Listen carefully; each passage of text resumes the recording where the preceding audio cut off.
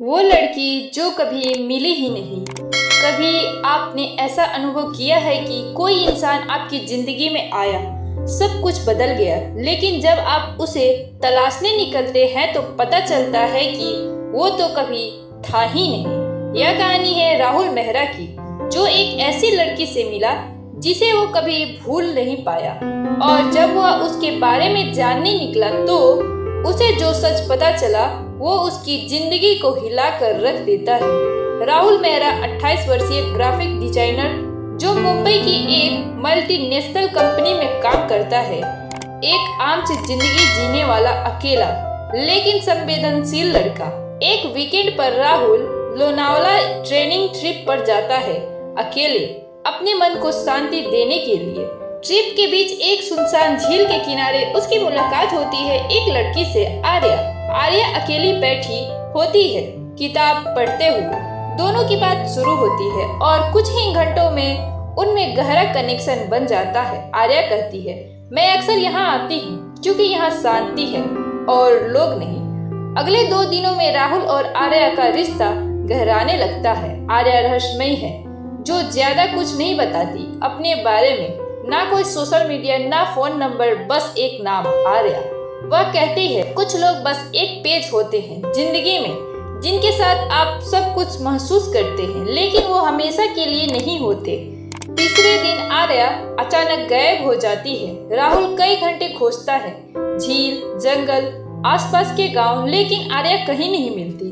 वह मानता है कि शायद आर्या कुछ वजह से चली गई हो और कभी फिर से मिल जाएगी। मुंबई लौटने के बाद राहुल की जिंदगी बदल जाती है। वो काम में मन नहीं लगाता। उसका एक ही मकसद बन जाता है, आर्या को दोबारा खोजना। वो पुलिस स्टेशन, लोनावला के गेस्ट हाउस, लोकल लोगों से पूछताछ करता है, लेकिन सब यही कहते हैं, यहाँ ऐसी लड़की कभी नहीं आई थी। जिस दिन वो आर्या से मिला था उसी दिन वहाँ कोई हादसा भी नहीं हुआ, कोई रिपोर्ट दर्ज नहीं, कोई रिकॉर्ड नहीं। अब कहानी में साइकोलॉजिक ट्विस्ट आता है। राहुल को सपने में आर्या दिखती है, वही झील, वही मुस्कान। वो सोचता है, क्या मैं पागल हो रहा हूँ? उसका दोस्त विनय उसे साइकोलॉजिस्ट के पास ले जाता है। डॉक्टर कहता है, शायद तुम्हारा दिमाग अकेलेपन में एक काल्पनिक इंसान गढ़ चुका है। राहुल मानने को तैयार नहीं। एक दिन राहुल आर्या की उसी किताब की तलाश में है जो वो पढ़ रही थी, द लास्ट गुड बाय। किताब के आखिरी पन्ने में एक नोट लिखा होता है, जो लोग सच्चाई से डरते हैं वो अक्सर कल्पनाओं में खुद को बचा लेते हैं। राहुल उस किताब के लेखक आर्य वर्मा से मिलने जाता है। आर्यन एक बूढ़ा लेखक है जो एकांत में रहता है। वो कहता है, आर्या, वो तो मेरी कल्पना थी, मेरी पहली कहानी की किरदार, जिसे मैंने झील के किनारे लिखा था, पर तुम मुझसे मिले कैसे? राहुल हिल जाता है। तो क्या आर्या सिर्फ किरदार थी किसी किताब का? लेकिन वो तो उसके सामने थी, उसने बात की थी, उसे महसूस किया था। राहुल अब उस झील पर वापस जाता है।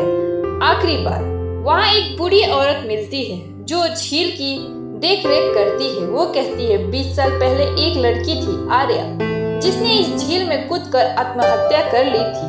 प्यार में धोखा मिला था उसे। तब से कहते हैं उसकी आत्मा अब भी कभी कभी दिखती है, अकेली, शांत। राहुल के शरीर में सिहरन दौड़ जाती है, उसकी आंखें नम हो जाती है। राहुल झील के किनारे बैठा है, वही जगह, वही मौन, और पीछे से एक आवाज आती है। कभी कभी कुछ मुलाकातें पूरी नहीं होती, लेकिन अधूरी रहकर भी वो हमें पूरा कर जाती है। राहुल मुस्कुराता है और फिर सिर झुकाकर झील की ओर देखता है, पर वहाँ कोई नहीं होता। राहुल अब समझ जाता है कि आर्या उसकी बस एक कल्पना थी।